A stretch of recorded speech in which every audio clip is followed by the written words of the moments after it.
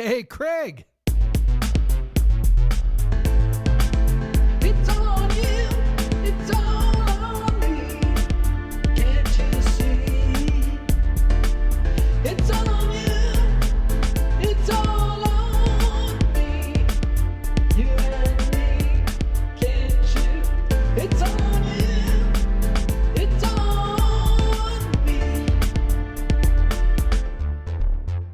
Hey, Craig.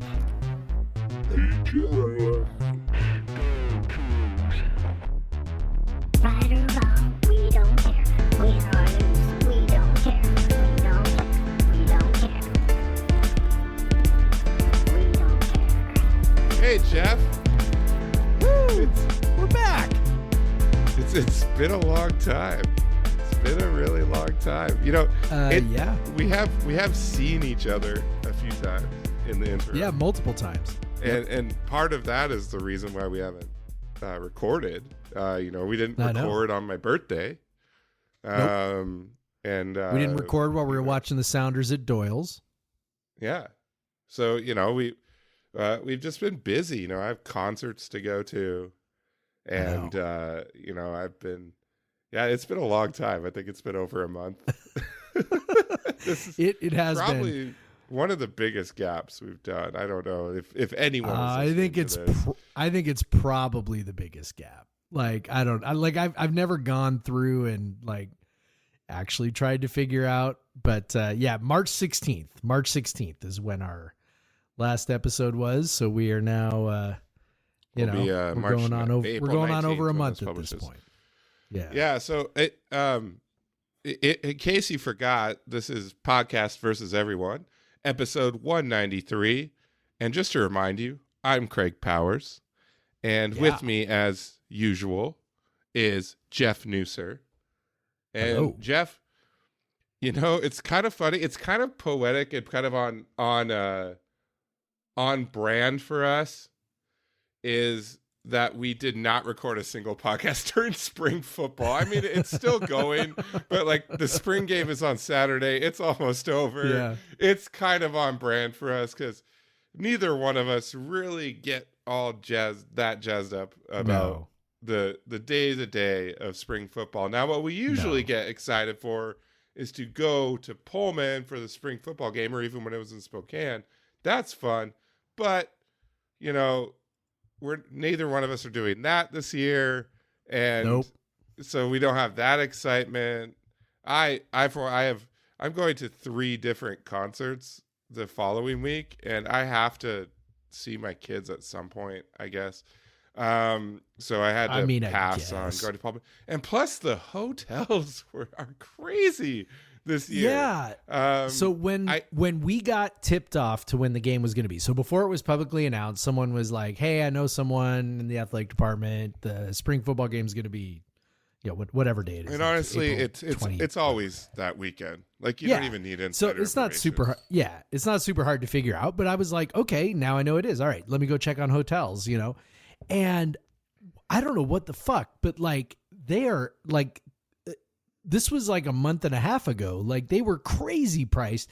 I couldn't figure out what else was going on. The only thing I figured out, and I have no idea if this was it, and it wasn't just the hotels, it was the Airbnbs. Everything was jacked up. And, so I'm looking at the WSU calendar and, is there some other thing going on that weekend that I don't know about, whatever, right? Nope. Nothing that I can find. The only thing I could find was that it's the Lionel Hampton Jazz Festival is the same weekend in Moscow.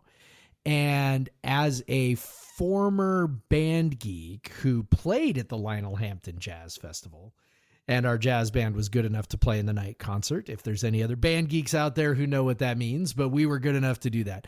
It's a big fucking deal, and there are lots and lots and lots and lots of high school kids and music professionals that descend on that town for this, giant ass jazz festival.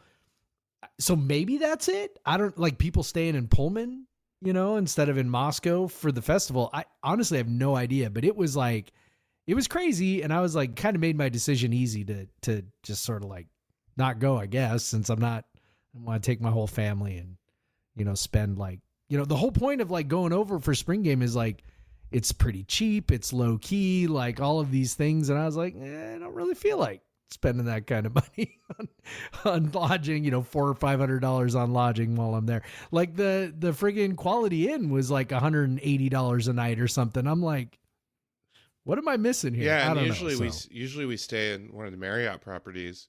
Yeah, and stay in the Residence Inn or something. And it's usually around like 130, 140, and it was like $300+ a night. Like Yep. it was because I had it booked. Yeah, it for was a wild. bit, and then I was like, nah, I don't want to do this. Nah. Yep. So I don't know. Another thing I had heard that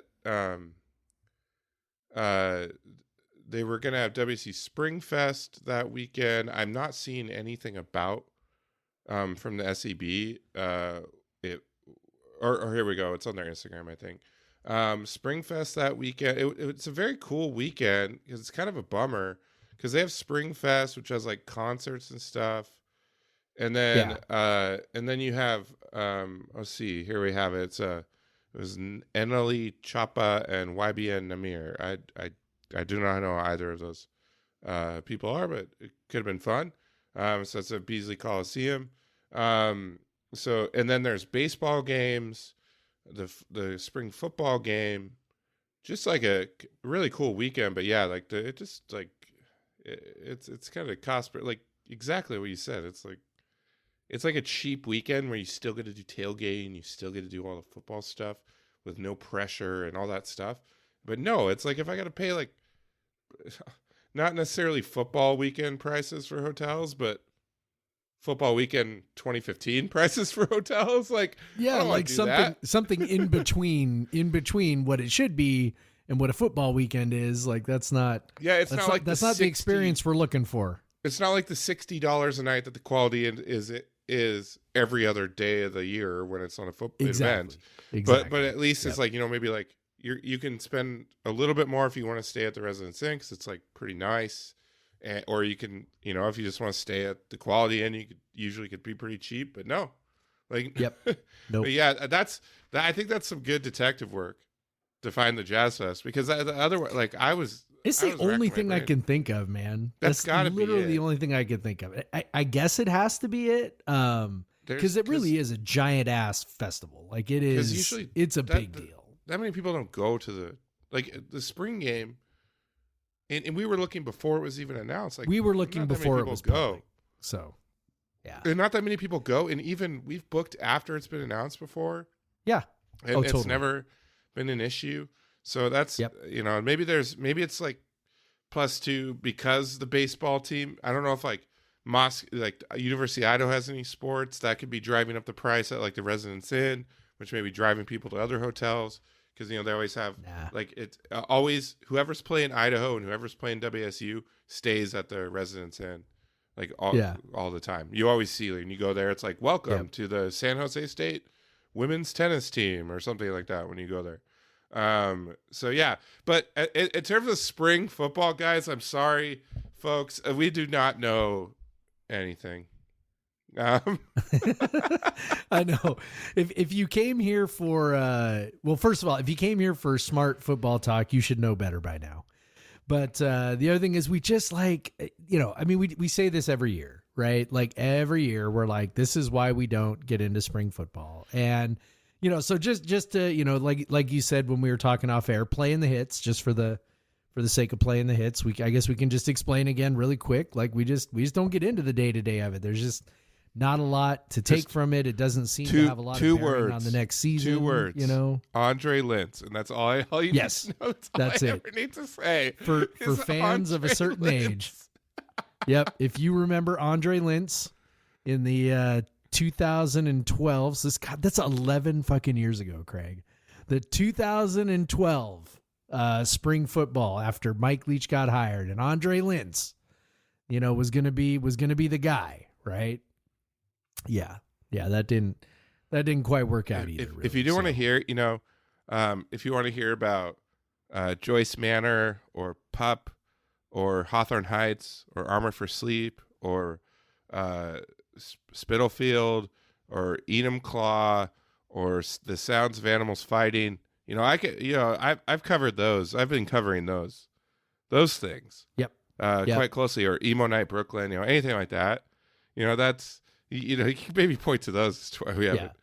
Well, let's be honest. I mean, those things are more fun than following the day-to-day spring football. This is the thing. So when, I'm sure I've told this story on the show before, but for people who haven't heard it, I'll try and keep it brief. I got to go over and hang out with the football team for a day during spring practice. I got to meet Mike Leach. I got to sit in on a quarterback meeting. I got to go to the warfare, right? Football and warfare class for a night. Gardner Minshew got up and gave a little spiel, and it was totally badass and so fun. But what I realized was like, man, you cannot take anything seriously from spring practice. Like now it has value. I'm not saying it doesn't have value. It definitely has value. Like they work on fundamentals. They work on all kinds of really important stuff. It's good to get the reps. Like all of that is awesome. But from a player perspective, from a coach perspective, like it is valuable. From a fan perspective, like they are out there like trying shit. Right. Like, and I feel like, okay, we're far enough removed from this now. I can sort of tell this story. I'm in this quarterback meeting room and they've got a handful of plays that they're going over. So they went over a whole bunch of film, which was fascinating in and of itself. Just kind of the way Leach was coaching the quarterbacks on and what they were looking for on the film. And the thing I remember the most is that he kept yelling about not yelling. I shouldn't say that. He wasn't yelling at all, but he was just he just kept pointing out how the running back wasn't getting out of the backfield fast enough on those swing routes. Right. And it's like, I don't remember who the running back was. It was some walk on or whatever, but he just kept being like, running back's not getting out there fast enough. Running back's got to get out there faster. And I'm thinking like, I've never thought about that once in my life, right? How fast the running back gets out to the flat on this stuff. Right. But he's like, if the running back doesn't get out there fast enough, then the defense doesn't have to mark him fast enough. That doesn't open up the other thing fast enough, throws off the whole fucking timing. And I'm like, oh my God, I've never thought about this. Okay. At the end of the meeting, they have like about 5 plays that they are installing in that day's practice. And one of them, so this was the famous Gage Gabrud spring, right? Where he was, ostensibly the guy coming in, was going to take over. We had no idea what we had on our hands with Anthony Gordon. And so, they were putting in quarterback runs. Why? Because Gage Gabrud is 6'4" and 230 pounds or whatever he was, right? So up on the board, they've got, these play diagrams. Well, 2 of them were designed quarterback runs, right? I'm not sure they ran a designed quarterback run even once the following fall, right? They might have, maybe with Anthony somebody who remembers better than I do might remember them doing something like that with Anthony Gordon to take somebody by surprise or whatever. But it was pretty obvious looking at it. Okay, this is for Gage Gabrud, right? And so they just they really do. They try all kinds of shit. They experiment. They move guys around, whatever. And it just, from one spring to the next, or from one spring to the following fall, it just seems to have so little bearing on what actually happens the next fall. And maybe if you pay attention, you can see things like, for example, speaking of that same spring, we came back for the spring game. Anthony Gordon lit everybody up at the spring game. That should have been the moment that we all went, oh, Anthony Gordon's pretty fucking good. He might win this job. Of course, we all went, show me some Gage Gabrud when he's healthy, right? And oh, look at Cameron Cooper. He only threw 14 interceptions in this game. It just if you're smart enough to know what you're looking for, you probably could make things. I remember Frankie Louvu going crazy in a Spokane game one year. I remember that. Yep. But it's just just so little carries over. And it just over the years, I've just gotten to a point where I'm like, the time investment required to track everything is not worth the return. The juice ain't worth the squeeze, right? So anyway, that's why I don't pay much attention to it. And I just look forward to the spring games so that I can hang out with my friends and drink beer, but I don't get that this year either. So whatever. Yeah, but I am, taking my oldest to a rain match and then taking her to her first movie on Sunday. Woo! Super Mario. She's very excited. She's been asking us. She's wanted this to be her first It's movie. really good. Yeah, Super Mario is really good. Yeah, we had a lot of fun watching it. On TikTok, I'm just constantly peaches. So I'm excited for Jack Black. It's so good. Yes, those are the moments where like he doesn't like Bowser doesn't sound much like Jack Black most of the time. Just like Mario definitely doesn't sound like Chris Pratt either. Like I have no idea what the deal was with all of that. But yes, those are those moments where Jack Black comes through. That's definitely one of them where he's fixating on Princess Peach. So yeah. So the cool thing about that song blowing up on TikTok is now there's like this counter to like, hey, remember this other Peaches song from the 90s? From the Presidents of the United States of America? I very, very much remember Seattle's own Presidents of the United States of America. And so that's peaches for Peaches me. for free. Millions of peaches for free. Look out! Sorry. I listened to that record a lot when I was like 11. Like a lot. Yeah. Oh, God. I listened to that in college, Craig. God damn it. You're older Why than you gotta me, do that Jeff. to me? I didn't know if you realized that, but you're older than me, Jeff. Yes, I am. And that's how math works. 11 plus 8 equals 19. So yes. That's how it goes. Yes. That's Yep, all yep. right. That's all right. Oh, have we delayed talking about basketball, the women's basketball team, for long enough since we? I know it's funny. Like we're like we don't want to talk about spring football, but I'm still thinking about the fucking end of the women's basketball season. And that's way more interesting to me. Yeah, I mean, as we previewed their tournament game, like we kind of sold ourselves more and more on Florida Gulf Coast is tough. Like, yes, they're tough. And I don't think that we gave their coach, who has just an insane record, enough credit. We didn't give their insane like 32-3 record or whatever they had enough credit. We saw the huge margins of victory, and we were like, well, we don't know, they're not playing very good teams, but they were pretty damn good. And I'll say like WSU didn't have their best game, and that was a bummer. No. That was a real frustrating watch. And I'll say it's probably 3 years running where they really haven't played well in the tournament. Yeah. And it sucked. They played a team that was probably like an 8 seed at the least, as a 12 seed. So that's a bummer. But still a team they could have beaten, I think, if they would have had a better day. And they started out fine, but then Florida Gulf Coast kind of took over. Yeah. And really just the speed of Florida Gulf Coast, their posts just we could not contend with it. It wasn't happening. And then when you don't have big scoring days on the other end, it's tough. So yeah, that was a bummer, man. It sucks when it's like such a great season ends like that.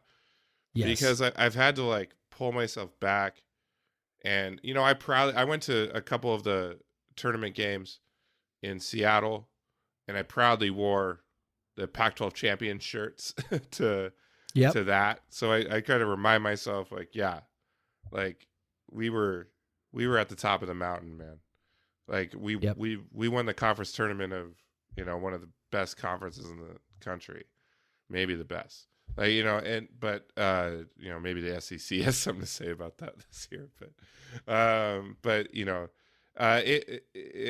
so you look back and you just don't, when you're having like a magical run like that, you always have this fear of like, please don't end. Like this is so much fun. And then when it ends like almost abruptly, you're thinking like, this team is good enough to be a Sweet 16 team, but you have to win the games to get there. And they just didn't, they ran into a very, very good 12 seed. And it's been talked about, not just here, everywhere, about how for years the women's tournament committee has just done a fucking terrible job at seeding teams. Yep. Like it's almost like random, and they have a lot of bias towards like brand names and shit like that. Because honestly, Stanford didn't deserve a 1 seed. Like a lot of it like was kind of weird, and so or did they get a 2 seed, whatever. But like I don't know, like it was just weird. Stanford was a 1 seed. That's right, they were were a 1 seed. Yeah, they didn't like. Yep. They probably when didn't you're talking deserve like it. they probably were like, with what they earned, they probably were like a low 2 seed, maybe not a 3 seed, but like, you're talking like if you're ranking teams 1 through 8, right? Like they're probably like 7 or 8. I would like is where I would have put them. You say like And then- WSU pretty solidly a 5 seed, but like then they're pinned against a criminally underseeded team. Yeah. Like it just. Well, one of the interesting things that you and I notice a lot is that there's just not historically there's been very little. I guess I'll put it as sunshine. Very little sunshine on the women's game, right? Like not a lot of people doing stuff. Not a lot of people paying close attention to the stuff that's going on. And so when you start paying close attention, as you and I did, a few years ago, you start to notice some of this stuff that's like, hey, wait a second. Like you're like, well, that doesn't really make sense, or that like, is not the way like, it should be. You think Pac-12 men's refs suck? Like, Oh let me my show God. you Pac-12 women's refs. Holy shit. Yeah. So, there's that kind of stuff. Well, now the women's game is getting a lot more attention, right? Like, I mean, you were up there up there at the arena. Like, I mean, Caitlin Clark. Iowa fans like fucking everywhere. It just there was so much hype around it. You're talking 10,000 people watching teams that aren't from there, that aren't not even close to from there. When I right, was, like so, there was no there wasn't even there weren't any Pac-12 teams up there, right? no, no, there was Colorado. Okay, But I mean, but that still is they're very so far away away. from Seattle. And there were not right? many Colorado fans there. Right. So that's kind of the point I'm making, right? Like 10,000 people in a town that has really no affiliation with any of the teams whatsoever. Like that's a pretty big deal. And the championship game got huge ratings. So, I mean, there's all of these things that are like, there's all this light being shined on the women's game that wasn't there right now. But, as sometimes when you shine bright lights on something, you don't just like go, oh, look at this thing. It's also like, ooh, you can start to see the imperfections. Right. And this is one of those things like Ken Pomeroy was like, can someone explain to me why LSU is a 2 seed?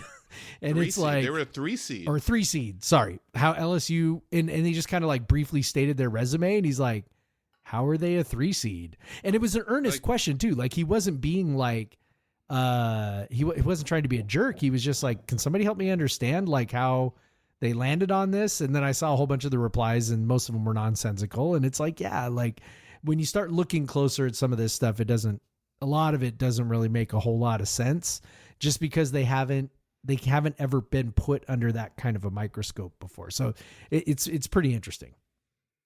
Yeah, there's this whole cottage industry on the men's side who are doing their own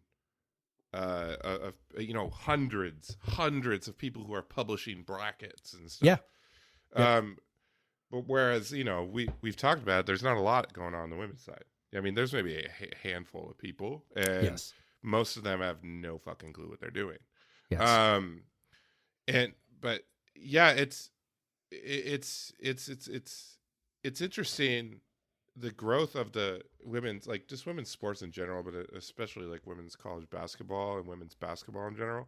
I was at a concert. So I went down to Texas and I was in Austin and I was watching Hawthorne Heights and On My First Sleep, and they played, I went saw them in Austin and San Antonio. They played this show in this like big shopping center, basically like this big like bougie shopping center. And it got over, the show was over, but it was like there was still like plenty of time left in the Iowa South Carolina game, and I'm like, fuck, I really want to watch the end of this game, but I'm like, it's a women's game. Am I gonna be able to find a bar? Literally, the first bar I come across has it on like every TV. Iowa versus South Carolina in an Austin bar. And I know it was happening in Texas, but it wasn't happening in Austin. Like in just there's been a movement of Rough and Tumble Pub in Seattle and the Sports Bra in Portland of people that have started women's sports bars because it has been so hard to get women's sports on TV at a bar. Like they'll flat out tell you no.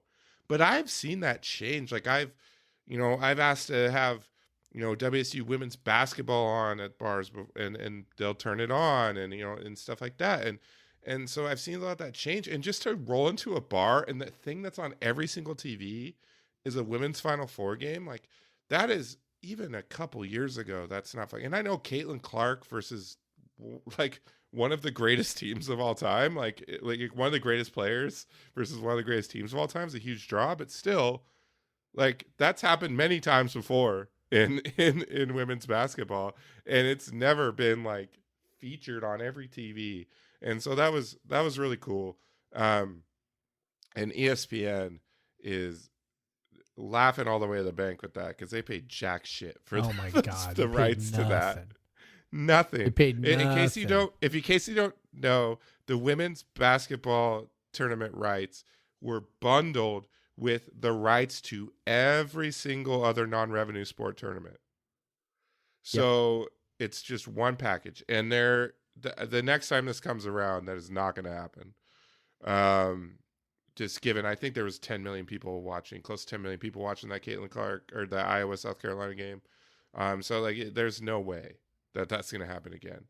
But yeah, just the growth of the sport, and then and then it's bringing scrutiny, and hopefully it brings improvement. Honestly, like it just we've watched, like we've obviously been baffled a bit at how WSU has been seeded at times, how their opponents have been seeded.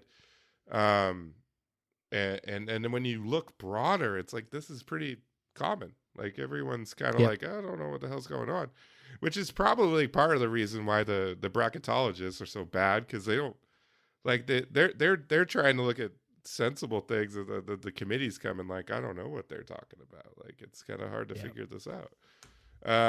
But yeah, I don't know. Like it's this season with the women's basketball team was just another step in honestly, like this team the last 3 years has done more for me personally in becoming a fan of women's basketball, and even more a fan of women's sports. I'll give the U.S. women's national team a lot of credit on that as well, in soccer. But just if it wasn't for Charlize Ledger-Walker blowing up her first few games her freshman year, that's when I discovered Caitlin Clark, because I was looking at numbers of freshmen.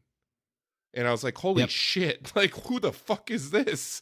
And I've been just following her ever since. And then that's just led me to follow other players and other teams and stuff. And now it's just like I love watching women's hoops now. And before I was honestly, there was a time I was very dismissive of it and very misogynistic, I'll say, about it. And now it's just like, oh, I fucking love this. Like it's so it's no different. Like it's basketball. Like it's honestly not different. Like it's a basketball game, and people like watching high school boys basketball in like podunk towns. It's like so. But no one can dunk in those games, and then people say, well, no one dunks. It's like, well, who the fuck cares? You tell me you watch Caitlin Clark, she might be able to dunk, but she doesn't dunk in a game. You tell me she's not exciting to watch? Like, come on. You tell me Reese isn't exciting to watch? She's so exciting to watch. Fuck, come on. Like it's so fucking fun, and I think I love it that it's like a movement now. Like everyone's and I hope it turns into some actual real dollars for these. Well, I know it is for Reese. Like she's getting some money. Yes. Yes. And also it's crazy that like Caitlin Clark, she has to play another year So like, if people don't college. know that, people may not understand that. Like, the WNBA is they have a you basically you cannot enter early into the WNBA. So, Yep. Yeah, it's so Caitlin Clark will be back for another year, even though she clearly could go on to play at that level right now. So, Iowa fans very excited. and that's the same reason why. Honestly, I'm excited. Yeah, same reason why Charlize will be back as well, unless she decides she wants to go play professionally back in New Zealand. But all indications are she'll be back as well. So I mean, so it's exciting. Oh, to Charlize think is about going the to be team back. next year. I was watching a live. Her family started some Instagram account. I don't know what it was, but I got notified there was a live. It was her and Crystal were talking about it, and she was talking about coming into her senior season. How excited she is about it. She's coming back. Like, there's no doubt. That's good. So, and I think, we already know Bella's coming back. Like, so pretty much everybody's coming back. Ula's graduating. But I think other than that, pretty much every major contributor players coming back. And from what I've heard, they got some really fucking good freshmen coming in too. Like, they got some stud freshmen coming. Yep. Like it was. Yep. So just from and from so listening it's to exciting. Listening to Charlize talk, like, she was trying to, like, not diminish the quality of their team this year, but with her, like, you could tell she was very excited about the players they're bringing in, and she said that they could. She expects them to be, like, better than this team, like, and like so this program's super exciting right now, and it sucks that they haven't, like, won that, and that they haven't got over that hump and winning that NCAA tournament game, especially since they've been there 3 times and lost 3 times. But, like, man, like, I think next year they're going to be set up to be a top 25 team, to top 4 type Pac-12 team, and just be it just be like hopefully maybe hell they could push for hosting and cause someone a headache trying to figure out how to do that. So okay, that could be fun, because I think they're going to be really good, and it was a bummer how it ended, but they accomplished so much, like winning and we'll cover it on a question later, but, like, winning the Pac-12 championship, that was just crazy. Like, it was history making, and you can't, like, how many, like, I guess you're only allowed to make history so many times in a year, which they did several times over this year. Yeah. But, I mean, you see that the progress that the program is making, particularly recruiting wise, right? So to land a highly touted recruit from in-state, right? Because obviously Cammie has built this thing with international recruits. To land a huge recruit from in-state to bolster what you're doing is a really big damn deal. So, yeah, it's exciting. It's fun to think about. And the women's game doesn't seem to have quite the same issues with the transfer portal that the men's game has, as we have embarked in this off season, with the men sort of, like, dreading what was happening. But we did get some good news finally. So, well, all this attention on the women's game may change that. If it, I think it will. Like, that's the, like, it. Things seem to be sort of a few years behind, right? Like, as some of this attention's coming. So yeah, I do think that'll be the case at some point. The NIL money isn't flowing, as freely in the women's game as it is in the men's game. So I think that's sort of a major point of difference when it comes to player movement, but still, it's they're not quite in the same. So we can get excited about next year, because I think we feel pretty confident we know what the team's going to be. The men's team, on the other hand, is it's in flux, right? Like, maybe that's the nicest way to say it. One, a very just quite a clunker to end the year, obviously, with that loss to Eastern in the NIT, and then Obviously Mo didn't play in that game, so maybe a preview of what life would be like without Mo. So yeah, that obviously they've had guys enter the portal. The most notably TJ Bamba, obviously. Yeah, It such a that killer. was a bummer. You watch a guy that just improved so much, and by the end of last year was just looking like a real stud, a real star, like just a guy who next year I think could just blow up.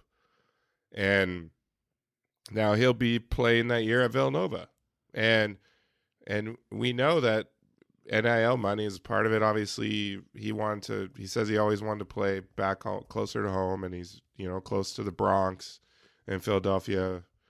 Real like short train ride away, really. So that's good for him, and I know he's getting a good NIL deal to do that, and that's good for him. But it's a bummer because if somehow Mo and TJ come back to this team, you're looking at honestly, like if you believe Bart Torvik, like a fucking top 15 team, like. Yep. But I think it's TJ's gone. I think Mo didn't enter the portal, but I think he's out the door. Like, yeah, I think we should work. We should work under the assumption that he's not coming back, right? Yeah. Like, I think it's. I don't know what percentage would you set it at? I'd be like, I don't know, 80-20, 80 to the NBA, 20% coming back, something like that. Yeah, I think that feels about right. So yeah, I think like just looking at the the guys that get that get like second round guarantees or whatever, like I don't. Mo just seems like a type of guy that a team would take a risk on, or maybe he could get an Ignite contract or something like that. I think it's unlikely he comes back. So I think if we're looking at next year, TJ gone, Mo gone, basically your two best players gone, which this program has dealt with over and over and over again every year. Where does that leave us? Luckily, I think there was kind of some worry throughout the year that there'd be more, but it looks like Powell's coming back. Obviously we know DJ is coming back, and Andre is not transferring again. Trying to transfer again. They're getting, hopefully a year will do Kamani a lot of good. A year do Adrame a lot of good. Who a year in the weight room and a year in college basketball. Obviously the ceiling is very high on him. So that there's still, you take out Mo and TJ, and let's see, like on Bart, if you take out, so even without TJ, they're currently 18th on Bart Torvik's projection. Let's subtract Mo and see where that gets us. Oh, come on, faster. What are you using here? Okay, that drops into that drops into 40. You take Mo out. Yeah. Yeah, but still 40 is pretty fucking good, man. Like, it is like, 40 is bubble territory, right? And that's without adding. I guess it includes Jalen Wells, who we're going to talk about here in a sec. That does include Jalen Wells, who is the new. But it doesn't include also anybody else who might be added. Yeah. There's potentially they have two more scholarships to fill. Yep, and also, by the way, as I'm looking at the roster here that Bart's got, that doesn't include Miles. Miles is not on the roster, so So that could make a difference. He's got others in the system because he has no data on Miles. Like he just doesn't. Right. He doesn't even Exactly. know how to project He it. hasn't. Right. 2 years and he hasn't played. So. Yeah. Now, yeah. So it. So I think but you kept through and you have this senior core of. You have these 4 seniors coming in: Powell, Rodman, Mullins, Yaki. That's a pretty good core to start with. Yeah. And then, we lose 2 best players, but there's still a lot of talent on the team. Now, hopefully they can add, with these last 2 scholarships, at least add 1 kind of impact starter level player. Because they could use that. Now, hopefully either Miles is that guy at point guard, or they can add maybe an experienced distributor, a rim pressure distributor type guy. Yeah. And honestly, they could probably add, it would be nice to add another big. Because you're just so inexperienced at the big, and it kind of terrifies me to think about a Drame dropping from 15% minutes to 55% minutes. That's no joke. And Bart's only got him for 18% minutes, which is fine, except I'm looking at his if you take Mo projections. out, if you take Mo right, out, if you take Mo out, then it's exactly. So it's okay, so you've got that. So you got Mo at 80%, right? Because that's what he played this year, which we've talked about before is completely insane for a big man to play that many minutes. Yeah. But yeah, he does have Oscar Clough. Now, I think this is kind of a guy that a lot of Coug fans have not paid much attention to, and it was pretty unheralded ad, to be honest. It wasn't. So it's a JUCO. He's a JUCO transfer, 6'9", kind of wide body guy.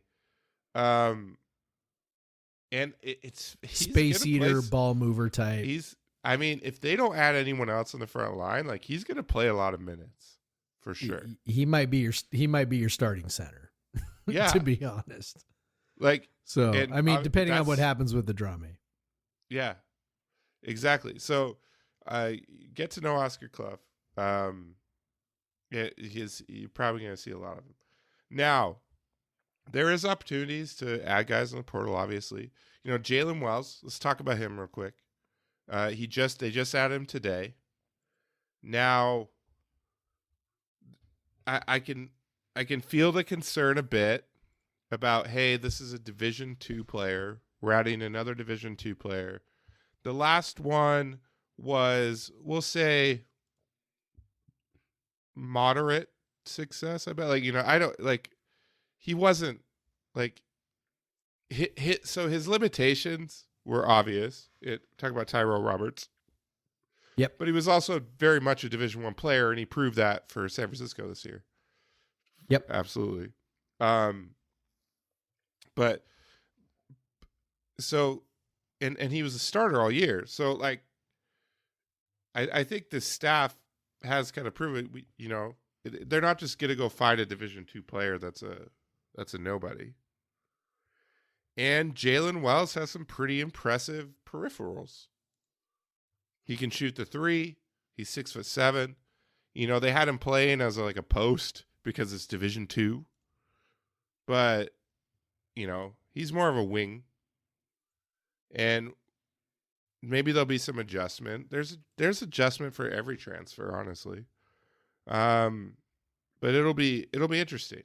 It's to me, it's not entirely different than taking a JUCO player. As Kyle said in the release that he's a late bloomer type guy, which that if that's true, that that can maybe explain why he went to Division II. But he took quite a big improvement, especially shooting from his freshman to sophomore year. And honestly, if you're thinking about, if you don't add this guy, then Carlos Rosario is getting probably those minutes. And he seems like a more polished version of that wing player that Carlos would have otherwise been. So yep. I think it's a positive addition. Well, and you mentioned, Terrell's limitations, right? like that his were obvious. He's 5'10" or whatever.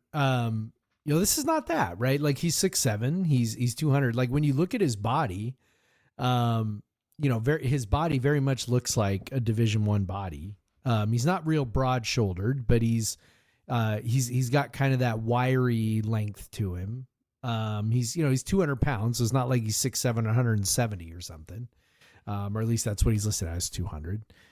He looks, pretty well put together. Like he's not, I don't think anybody would call him, just kind of looking at the YouTube videos. Like I don't think I would say he's an explosive athlete, but he certainly seems like a good enough athlete. Like, and the honest truth is he's not going to be counted on to play, 35 minutes or 30 minutes. I mean, you're probably talking like a 15-minute a game guy, and look, everything comes with the caveat, like assuming nobody else leaves, right? Which is, kind of a bit of what I wrote about, in this morning's newsletter is, that idea that, you're just sort of constantly doing this analysis, like assuming nobody else leaves, but assuming nobody else leaves, almost all those minutes at the 3 and the 4 are going to go to DJ Rodman and Andre. Right. So, Yeah. You figure those guys are getting the bulk of the minutes, plus you're going to get some minutes at the 4 from Chinyelu, who's the freshman. So, I mean, there's, Clough may even play some 4, if Adrame's on the floor. Like there's not a lot of minutes probably to be had at the 3-4 type position. And so that means a guy like Wells is, probably a 15-minute a game guy.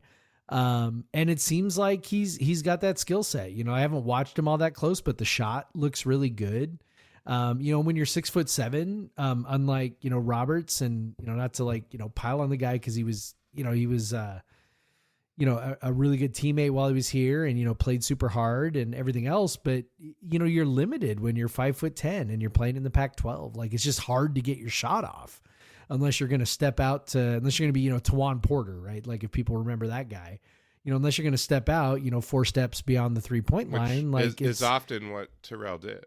So he was right. often shooting and really deep threes, but he also didn't make, a ton of them. And then, shooting which those we deep saw, threes, when he was playing in the West Coast Conference this year, he made a lot more of those. Like his 3-point percentage was a lot exactly. better. He was a really, really nice West Coast Conference player this year, like a good one, and it's like the athletes. I think he was on the All West Coast team, actually. I mean, he was on the All Conference. They're not the same. Yeah, they're not the same kind of athletes that you're going to see in the Pac-12, and Jalen Wells looks like kind of guy at 6'7", 200. Backhanded Gonzaga. Scored a ton. Sorry. Yeah. Yes, we love that. He looks like the kind of guy who could be all right. Like he's worth maybe taking a risk on, coming up from D2. Again, I understand anybody who would look at that and go, why are we picking at D2 again? But at the same time, it's like, it could be an interesting guy, and you're not counting honestly, on it, if you want us to go get the best guys in the portal, fucking write a check, man. We need somebody to we write, ain't got fucking money, man. We don't got the money to go get these guys, dude. So our staff has to do what they always do, and they got to be creative, and they got to identify talent better than other people do. And and hopefully Jalen is just one of those guys that and honestly, there was other interests. Like it wasn't just WSU going after him, you know. And so, but. So they got let's just say everything stays the same, and they got 2 scholarships left. They could potentially improve, hopefully, ideally improve this team, and hopefully, like I said earlier, one of these 2 is a rotation guy, starter. But again, it might take time for the portal to play out. For some kids to find out maybe they're not going to get the money that they thought they were going to get. And then we can be there, guys like who we have now, like Justin and they said we get them on the cheap. That's just, it's because where we're at. We don't have the capital in the basketball program that others do, and that was very apparent. Because honestly, like, there's a decent chance if WSU had the money that TJ stays around for another year. It's just it's just a fact of life. And it doesn't take a rocket scientist to figure that out, right? Yep. Yeah, so or an accountant or whatever. So if the portal shit is stressing you out and you're independently wealthy, feel free to write a giant check to the Coug Collective or whatever, Crypto Cougs. I don't fucking know. Like just the Coug Collective I know more about. I do see the Crypto Cougs have got trucks for guys or whatever. Both the guys I got trucks for last year have transferred those. Yep. I don't know how much those trucks made an impact. But yeah, so yeah, it's the staff, like it's kind of the situation like any staff at WSU pre-portal, after portal. You just got to be creative. You got to work harder. And I know this staff works as hard as you can fucking work at recruiting. Like it. Yep. I like, and that is how, if you wonder how we've pulled 4-star guys and stuff, that is why. And it's the same with the portal, and that hopefully, just off the, it's funny, a guy that entered the portal, I think today, a guy from Idaho, like, it's just, you start thinking, hey, can you just move 8 miles? 8 miles. Just move 8 miles to the west. To Pullman. Yeah. So Isaac Jones from Idaho, 6'9", 240, very bouncy. Honestly, when you look at some of these guys that Idaho had last year, it's like, how the fuck are you so bad? Burris and Moffitt and Jones, it's like, yeah, like you won with that, like you only won 4 games in the Big Sky. Are you kidding me? But yeah, Jones looks legit. I'm sure the staff is like, because you look at his game, like they could not find any better replacement for Mo. Like there's, I don't think you could, like, in terms of like availability and the skill set and stuff. Like he's a very as close to, he's not Mo, but he's talented. But there's guys out there, and he just entered the portal, like, so like you said, we have to assume that who's here is gonna stay, and but you know what, like, it ain't over, and no, there's a long way to go. WSU currently has 2 scholarships to fill. I'm sure they will fill them, and so there's more analysis to come. But right now, number 40, pretty good with the current roster. I'll take it. I'll take it. Like now, like the actual like construction of lineups would be very interesting with the roster they have. But like it'd be interesting. So that's why they're probably going to add, a couple more guys. So yeah, it's, whatever. We're going to keep doing this because and look, when it all shakes out, we know we're going to like the team. Like, this isn't, Ernie Kent's not running this show. Like, Kyle Smith's running this show. When it's all said and done, we're going to feel good about it. I think, one of the commenters, Keith Lockins, on the post that I wrote today said, look, on the balance, right, the transfer portal's been a net positive for WSU. And I think I agree with that. Like, TJ is the first one we've lost in some time that I feel like, man, that really sucks. I guess maybe, Francisco Mauigo or something, right? Like, I mean, that's bad. That hurts. But it's like, it's on balance though. Like, I think we've benefited, like, and I'm not just talking football or basketball. I mean, we look at other sports as well, volleyball, I think, has benefited from it. Soccer has definitely benefited from it. Like, I just think on balance it is. Now, I think Keith also asks a really good question about like, or makes a good observation about, what does this mean like for our potential ceiling, eventually, like, and I think, obviously you were in school during the Bennett years. I followed those teams, super closely. What made them so special and so strong was, you had these guys who came in together and developed together, and then they really gelled as juniors and, took off. And we really had these 2 years, these 2 magical years with essentially the same group of guys, right? Like didn't really, I think from, when, Kyle Weaver and Derek Lowe and those guys were juniors to when they were seniors, I think Ivory Clark, right, was the only real contributor who left. And so it just, it was basically the exact same group of guys. You're just not going to get that anymore. And so I think it is worth wondering, like, does that really limit, the ceiling of what WSU is capable of? But I think, again, same commenter, Keith, kind of says, the flip side of that maybe is that the floor is higher. And I'm like, yeah, if that's the trade-off, I think I take that.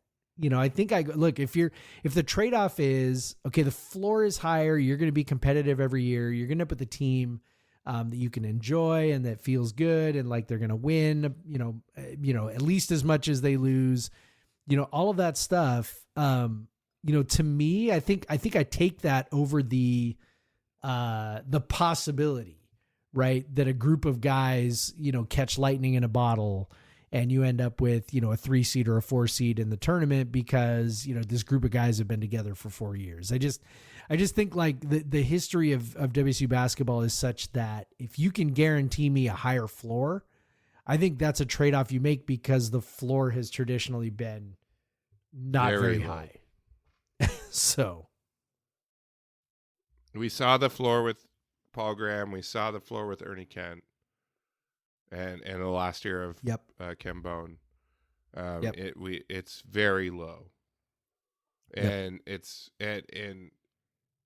but the kind of sad or frustrating thing is that you don't get that crazy support from WSU fans until you're like in tournament contention or Yes, that's true. And so.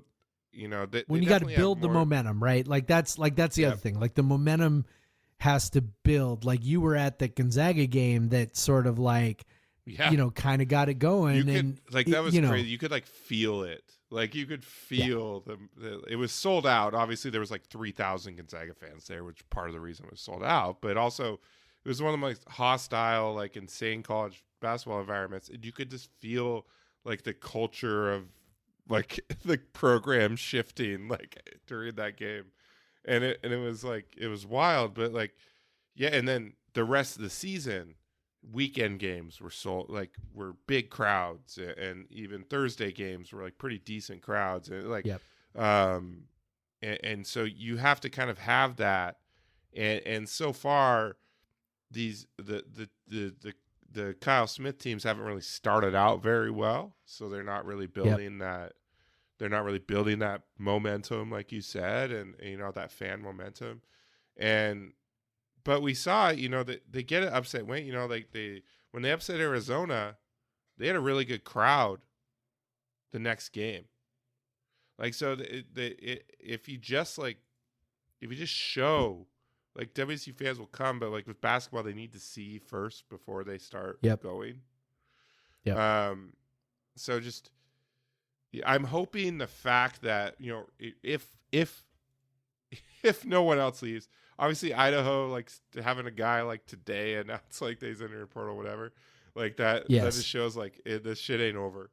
But if you have this core group of Powell, Rodman, Mullins, Yaki, Winsu, Jong, and Darling, Rice, who have been in the program for now multiple years, even Rosario is still around. Like just guys that are around the program and can be, even leaders to the guys coming in, can bring them in.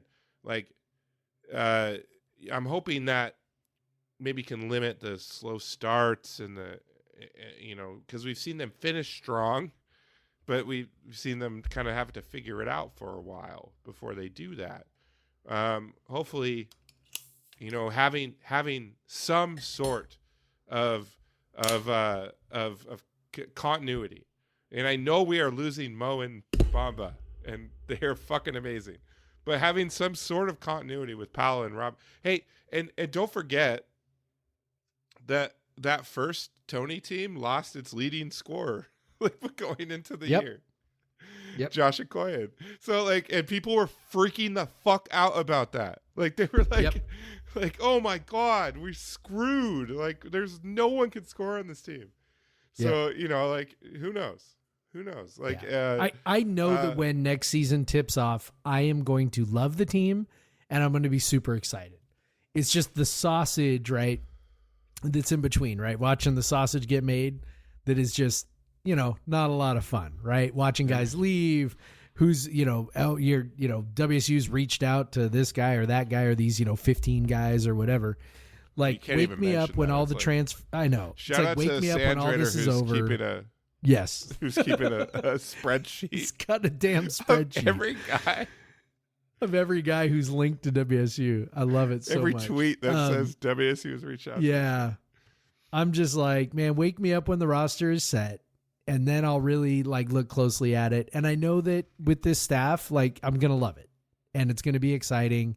And I'm going to be thrilled. And I'm going to talk myself into Dylan Darling making this huge step, from his freshman to sophomore year. That's just how I'm going to do it. So I know it's going to turn out okay. I know it's going to be all right. Honestly. Yeah, exactly. Maybe Dylan and Andrame and Kamani take big, Kamani. We have said it over and over and over again. The biggest jump that players make is it's people often think it's junior to senior or sophomore. It's freshman to sophomore. It's freshman to sophomore. Yep, for sure. And we saw it with Mo. We just saw it with Mo. And honestly, to a lesser extent, we saw it with TJ. He took a huge jump from his freshman to sophomore year. We saw it with CJ Ellaby, huge jump from freshman to sophomore year. We saw it from FA, freshman to sophomore year. So if guys, if these guys can make the jumps that guys who were coached by the same staff have made, maybe they'll just be enough to make this team to compensate for the losses, Because honestly, you look at a guy like Kamani, the ceiling on him is insane. The athleticism, it's really, if he could just fucking shoot, which there's a lot of work to do on that. Hey, Chris Matthews, lethal shooter. Do you know who Kamani Winsu is? Yes, let's do that. Yeah, it's a big project. Let's see if we can figure out. Let's see if we can figure out a way to get him to not put his hand behind his head when he's shooting a basketball. I don't know. Seriously, hey, I know Chris is engaged with the program, dude. Come on. Because I was gonna say Mo before. Let's do this. You know what? Actually, work with Mo too. Because if we got a dude be a baller, we need another dude to be a baller in the NBA. Yes. We need that. Because Clay's on the back end. we need another one to come in. I don't know if it's the twilight, but you can see the sunset from here, for sure. Hey, dude, ACL. Don't tell him I said that. He'll come for me. I don't. ACL I don't and need Achilles that. back to back, dude. Come on. I ain't recovered from my Achilles, and I never will. But I'm also not a professional athlete. Yes, no, you are not. Right. Hey, should we talk some beer? God, we're already an hour into this sucker, man. Should we talk some beer? Wait, no, let's do the ads. No, fuck the ads. Fuck the ads. We don't have to do ads done anymore. Right now. We're officially done. Oh yeah, we are officially done with all that. So. Oh, I love how we just skipped out on the last 2 weeks of that contract. Fuck yeah. Yeah. It's gone. Yeah. Yep. It's done. We're out of here. All right, beer. Yeah. Beer. All right. So, Jeff, what are you drinking, man? All right. So, I am drinking The Friends IPA, FRENZ IPA. This is a collaboration between Bale Breaker and Georgetown, which is, of course, two of my favorites. So this says, cheers to 10 years. So it says, we're celebrating 10 years of Bale Breaker in 2023 by supersizing our Friends collaboration series, brewing with our beer industry heroes from when we first started out, who we're now lucky to call our friends. First up, Georgetown Brewing, who we brewed the very first batch of Friends with back in 2016. I cannot believe that Bale Breaker is 10 years old, by the way. Holy I know, shit, right? Getting old. It's both though. Like for me, I'm like, it's only 10 years. Like what? So anyway, this IPA brings big citrus energy with juicy fruit and pine notes, made with our friends for you to drink with yours. And I thought this was the perfect one for tonight, Craig, because we are friends and we haven't recorded an episode in a month. And I was like, I get to record an episode with my friends or friend. So there we go. And I was at Georgetown over the weekend. Went and got a beer at Georgetown over the weekend. So, Friends IPA. It's good. It's like a very West Coasty IPA, but with a little more citrus probably than what little more citrusy than piney. But it's got kind of that same sort of texture to it. Texture is probably not the right word, but you know what I mean. Like it's got that kind of that amber color to it, and not the sort of milky mouthfeel that the hazies have, So yeah, excellent beer. Totally recommend it. I love it. I've since moved on, by the way. I'm sure people heard me crack the beer. I've since moved on to my Fremont Pilsner. So that's what I'm working on now. But anyway, what about you?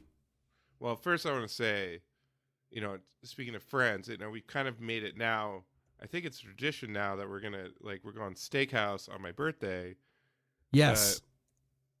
We got to go to the other steakhouse in Tacoma next time. Yes, we do. Because I'm not gonna name them out, but last year they overcooked your steak. The one we went to the last two, and this year they overcooked our same place. Tomahawk. They overcooked our tomahawk. How do you overcook a tomahawk and then serve it?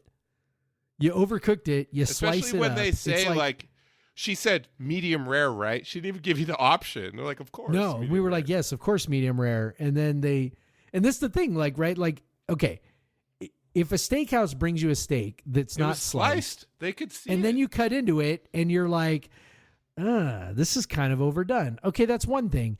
They sliced the tomahawk. And I'm like, you can see that it's overdone. And you can see that this is much more medium than medium rare. What are you? It's $100 steak. What are you doing? Yeah, So, and I remember the pain. It was a smaller tomahawk, by the way. If you're only $100, no, it was it was a 16 ounce. That was 32. Was it? Yeah, because we shared it. Oh yeah. Okay, yeah. That also the price on it was a little bit of a concern for me when I ordered it. Yes, I agree. I looked at it and went, really, 32? Yeah, you're right. It was 32 ounce. So I remember thinking, really, 32 ounce, $100? Okay, So anyway, but last year I remember it was they were like, well, we'll give you a free dessert or some shit. And we're like, we don't want dessert. We're we're eating giant steaks. What the fuck are you talking about? And they're like, it's going to take 25, 30 minutes to and you just had a fillet last year. It was just a 6 ounce, 8 ounce fillet or something like that. It's really, that's 25.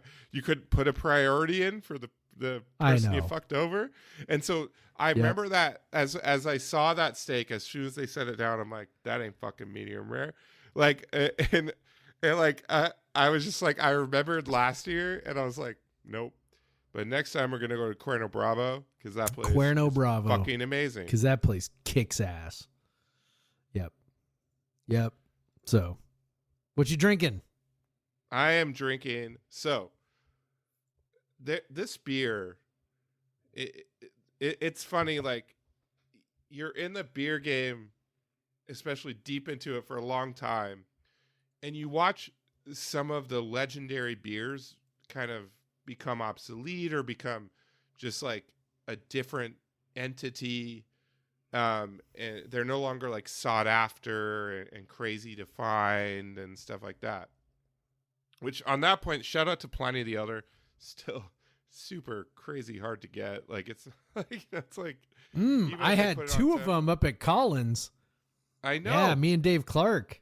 Yeah, Yeah. on draft. You can always get plenty on Yes. draft. But the bottles, man, the That's bottles go quick still. Bottles are tougher. That So is this true. beer is from AleSmith, kind of one of the OGs of barrel aged brewing. But everyone probably knows the AleSmith Speedway Stout. And back in the day, I'm talking like 2010-ish, 2011-ish, the regular old AleSmith Speedway Stout was just like a fucking amazing fucking beer. Like Yep. before Yep. you get into all the barrel aging shit, like it was unbarreled, just incredible fucking coffee stout. Just like it, still to this day, you know, I'm not a big fan of like unbarreled big ass stouts anymore because I feel like they're a bit unwieldy and a bit too sweet and all this stuff. The barrel aging kind of rounds them out and stuff. But I still think Speedway stout's legit. But for years, there was this barrel aged version of Speedway stout that was like very hard to get, and it was only on draft.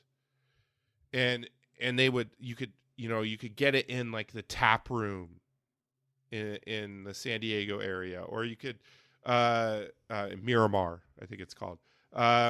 And then, or you could like maybe some bars would get a keg of it. Like I'd see a keg of it, and people would flock to get this barrel aged Speedway stout keg. And it was like, you know, crazy expensive keg. You'd be paying like $10-12 for a pour of it. And then they finally released it in 750 milliliter bottles, and they were fucking $65. $65 for a 750 milliliter bottle, which is, if you follow the prices of Anchorage's barrel aged stuff, it seems quaint at this point. But $65. So like it didn't, like people bought it, but it didn't really sell that well. I was over at Beer Star, and I see it, and I don't really generally like. When I'm shopping for beer there, I'm just getting like Pilsners and like West Coast IPAs, just shit to pound at home. Because I have enough fucking stouts and stuff. I'm not buying those anymore. Like if I want a barrel-aged stout, I have like 400 of them downstairs. I am not going to buy one. But I see on the shelf a 12-ounce bottle for $6. AleSmith barrel-aged Speedway Stout. AleSmith.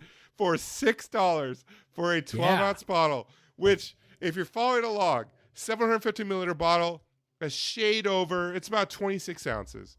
So let's just call it 2 of the 12-ounce bottles. So maybe $13 would be the price of a 750 milliliter bottle. What did I say? They were charging $65 just like 4 years ago. Yeah. 4 or 5 years ago. $6 for 12, 50 cents an ounce. Whereas before they were charging like almost $3 an ounce, you know, $2.50 an ounce. Right. 50 cents an ounce. I was so excited. I bring it up. I mean, I'm talking to the bartender, you know, who was the beer buyer, and I'm just like, man, it's so crazy. You know, he's like, yeah, dude. And that's, I don't know if you noticed, that's been in the cooler for like 5 months. I'm like, what the fuck? I've missed it. I missed it in the cooler coming here like twice a week for 5 months. Like, and so I am drinking AleSmith Barrel Aged Speedway Stout, which my, Imperial Stout aged in bourbon barrels with coffee, 13.3%. It literally warms my body, but it warms my heart to just like knowing the journey of this beer to be now become, and it's still fucking good. It's so good. It's so, so good. Like, if you like Speedway Stout, you will love this beer. It is a rounded off, hints, good barrel quality. It's just if you want just like a hell of a deal on a barrel aged stout, like if you see this, $6, buy it. Like, it's so well done. it's as good as I remember. It's all the goodness of a Speedway stout amplified. Like, it's so fucking good. Check it out. Although, like, I think they still have. They might be out of them at Beer Smith or Beer Star now. I don't know, but you know what? It might be hanging around somewhere. But this is 2022.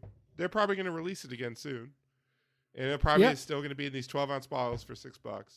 And I highly recommend check it out, especially if like you're kind of new to the barrel age game.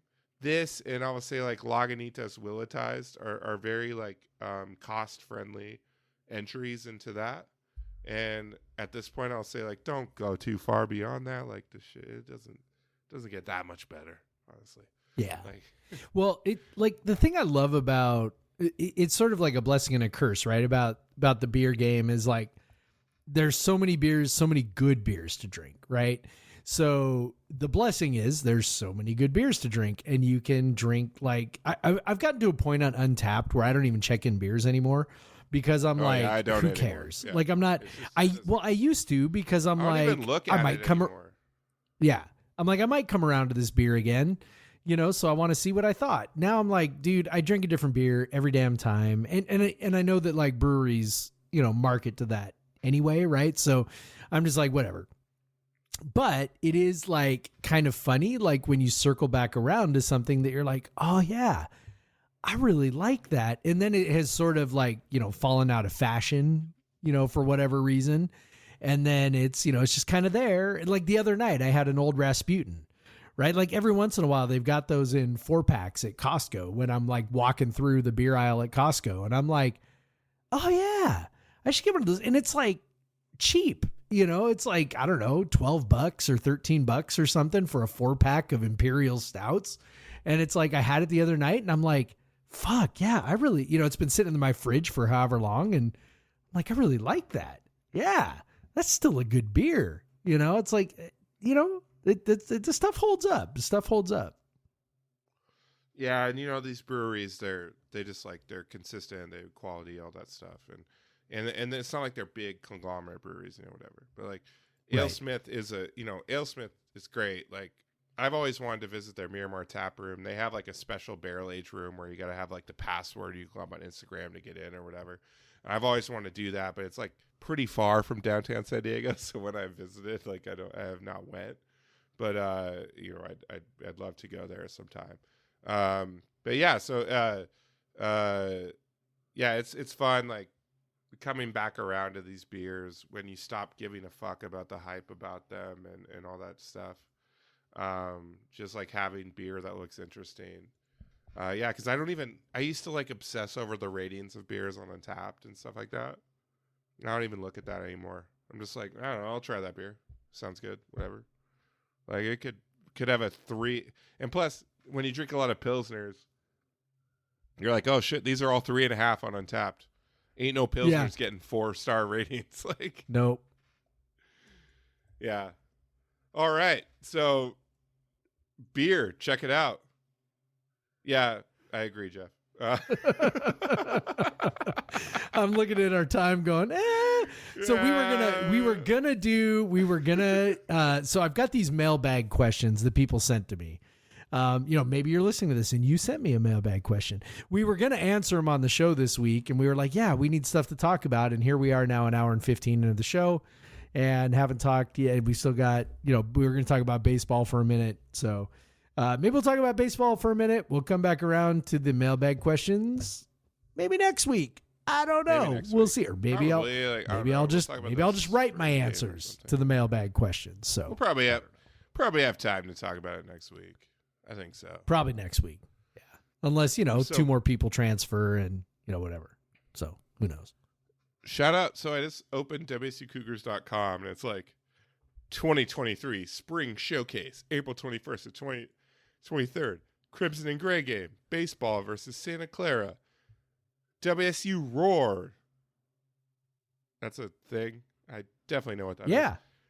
Spring Showcase. I know what it is. RV I can tell you lot. if you really want to know. Spring Showcase RV lot.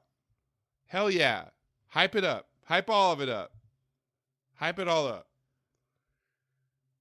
And so baseball, they've been on quite a journey this year. Like even in the last month. That is definitely one way to put it. Even in the last month since we shout out to them tonight. Took down Gonzaga. Fuck Gonzaga. Hell yeah. Loving it. Fuck the Loving Bulldogs. It. In Spokane, 4-2 win. Spokane native with a big day.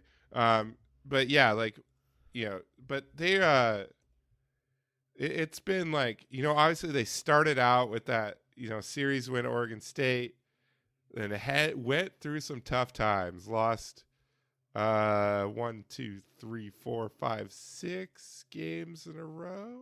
6? Yeah. Is it 7? Well, and they 6 games in a row. But yeah, then, they were ranked, right? They were ranked after winning 2 of 3 against Oregon State. So they jump into the top 25. First time they've been ranked. And I don't know, since you and I were excited about Donnie Marbut, right? Yeah. And they follow that up with they lose to San Francisco. They get 1 out of 3 against Oregon, lose to Gonzaga, get swept by USC.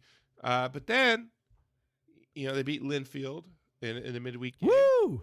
Yeah, fuck off, Linfield. Get 2 from UCLA, third game postponed, but they get basically, you know, sweep that series. 2 from number 12 UCLA. Yeah, we're feeling BYU, good. Beat BYU on the Monday. They go down and get swept the fuck out at Arizona Tempe. State. Yep. And then they come back. They beat Seattle U at Seattle U, which I think they play. Seattle U plays like at Bellevue Community College or something like that. It's weird. And then they took 2 of 3 from Arizona, and they just beat Gonzaga tonight. And so they just, it's the best of times, it's the worst of times. They're currently sitting 22-13. They're 7-10 in conference. You know, I don't know where the bracketology is. But I mean, I do know this. Like they're currently 1, 2. So first, second. Sorry, I got to count down here. 1, 2, 3, 4, 5, 6, 7. They're in 8th place in the Pac-12, but you know they're not far off from. I mean, look, 3rd place UCLA is 8-5-1. Oregon's 9-6, USC's 9-6, Oregon State's 10-8. I mean, like there's not that much separating, you know, 3rd place from 8th place at this point, or 9th place even. You know, Arizona's 6-12. So I mean, it's like there's not much separating those teams. There's definitely a lot of opportunity for movement here, and they've still got games left against Utah and Washington, who are very beatable teams. They've got 2 series left against those guys, so they were lots of opportunity there. Before the Gonzaga game tonight, they were 72nd in RPI. So that would probably put them outside of probably needing, if they're to hope for some tournament play, to get a lot of wins down the stretch. I mean, the biggest thing they got to do. Yeah, I was gonna say the biggest thing they got to do is they got to win on the road. Like they've been much better at home than they've been away from Pullman. At home, aside they from are. That Oregon sorry, I'm State scrolling series. up. Yeah, aside from that series, but at home they're 11-4. Away they're 6-8, and that includes the Oregon State series. So, you know, there's lots of opportunities ostensibly to win a bunch of games down the stretch. You know, like we said, you know, Santa Clara this weekend. That's a team they should beat, and then at Utah's awful. You know, so that's a good opportunity to pick up some wins, and then another game against Gonzaga. That one back in Pullman midweek, and then you got 3 games against Washington at home, and that's a team that's just above you in the standings right now. And then you're at Cal, and again, that's another not great team. So, you know, like 9 of your remaining 12 Pac-12 games are against teams that are like, you know, 7, 9, and 12 or something in the Pac-12. So that's great. And then you got Stanford, which those are at home as well. You know, Stanford's a really good team. I think they're in 2nd place. Yeah, 2nd place in the Pac-12 right now. You're playing them at home. I don't know, man. It's a real opportunity to finish strong here. Yeah, real opportunity to finish strong. And then you've got a Pac-12 baseball tournament now. So all those things right in front of them. Is that in Vegas? Yeah. Let me go back over to the schedule. Maybe. No, Scottsdale. I think it's in Scottsdale. Probably at one of the spring training ones. But Yeah, I think it's one of the spring training. I think the West Coast Conference is in Vegas. Like that sounds. Yeah, do that. Like I fucking think baseball Scottsdale tournament is in where Vegas. maybe the Giants. I think the Giants are there, if I remember right. I don't know. Maybe I'm full of shit. I'm sure Probably people am. you can go down there. Scottsdale's a big golf place, right? Like fucking Yes. You go down. Everything's a big golf place in Arizona. in Arizona. But Doesn't yeah, matter where go you down go. go down to watch some baseball. You know, hit some. Yeah, that sounds awesome. Hit some balls. I don't know. I don't play golf. I don't fucking know. I don't know the. Yeah. TikTok has been thinking I play golf lately. I've been getting some. It's because I watched like one all the way through. They're like, "Oh, you like this, huh? You like golf content? Oh fuck! Here's 1 million golf videos. You watched one for 2 minutes. You must love golf." Yeah. Not to, That's funny. not to, I have played golf maybe 3 times in my life. And one of the times I hit the ball almost directly sideways and hit a friend in the leg. And the biggest welt I've ever seen in my life. That's fantastic.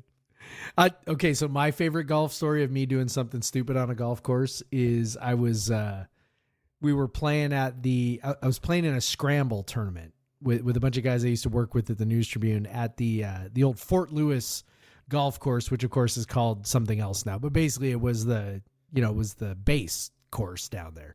And it's kind of out Nisqually. You're almost to Lacey by the time you get there. And the first hole, and so I'm on this team, and this is like 20 damn years ago.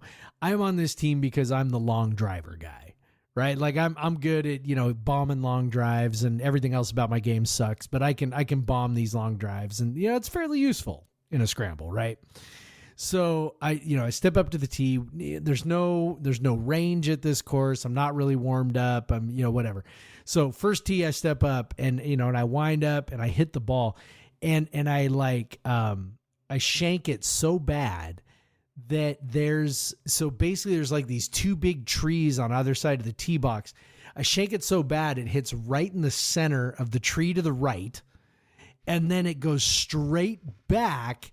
And there's a there's a starter shack right there, like a little shack right there by the first tee that's got a plexiglass window.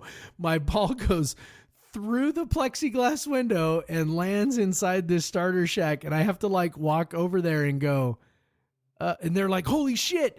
And I'm like, "Hi, that's my ball." I gotta get my ball out of the starter shack because I take this swing and it goes shwink, and then it goes thwack, crack, and I'm like, it happens like that fast, right? Like all these sounds of all this destruction and mayhem that I have caused. So yeah, don't go golfing with me unless you want to get hurt, and don't go golf with Craig unless you want to get hurt. So don't go golfing with either of us. Well, that was I think, other than Top Golf, the last time I played actual golf, and I think that was when I was in high school.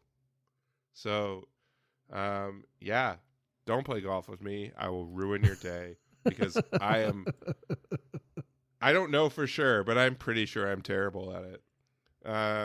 Look, I grew up in a trailer park. I grew up in a trailer park. I was never going to be a golfer. Come on.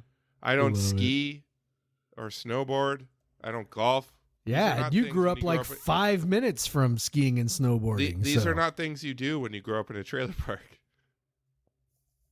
I can shoot threes, though, because I had a basketball hoop I shot on rain or shine. So, hell yeah.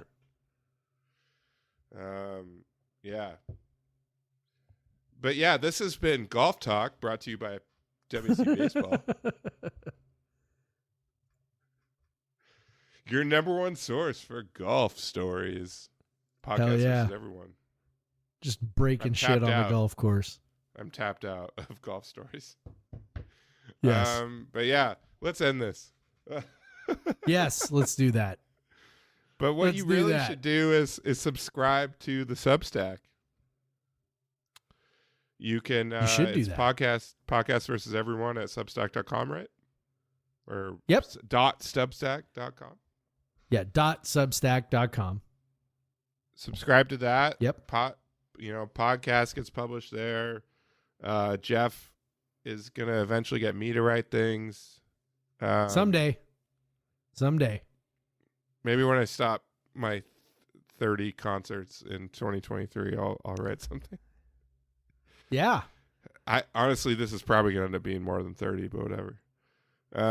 Once you catch that bug, man, there's a lot that I like have to say no to, even though I really want to go, because I have children, and like I have the best wife ever, and I don't want to turn her against me.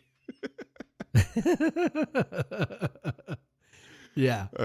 Yeah, but I do have 3 next week, so we will test that support for her, knowing, oh, Craig, when he gets into something, he really gets into it, and it's cool that he gets happy, and I support him. Well, we Yes. will test that next week when I have a concert You on are Tuesday, testing that. Thursday, and Saturday. Yeah, we'll see what the limits are there for sure. But yes, subscribe to the Substack. I might talk about that. Yeah. I don't know. Hell yeah. We can do whatever the hell we want. We don't work for You know, anybody anymore. I'll write regular emo concert reviews, which you all want. I'll Yes. offer emo music, I emo know- music recommendations, and metalcore. I was going to say, I know we have at least one subscriber who would love to hear it because Rochelle subscribes. So, yeah, you well, know, at Rochelle, least one. But Rochelle and I text about it constantly. So that's like all we text about is emo. So like she would be like, "Oh yeah, Craig already said this. Like I already know. This is boring. Like I don't know. Yeah. She'll like unsubscribe. She's like, this is boring shit." I don't think Shout so. out Craig. Rochelle. Shout if out you're going Rochelle. to Pullman, maybe you're listening to this. I don't know. The most energetic person I know. That's fair. Shout out Wander Squad. All right. Yeah, follow me on Twitter. I don't know. If you don't know what it is by now, just I don't know. Fuck you. Yeah, you'll Honestly. find it. Yeah.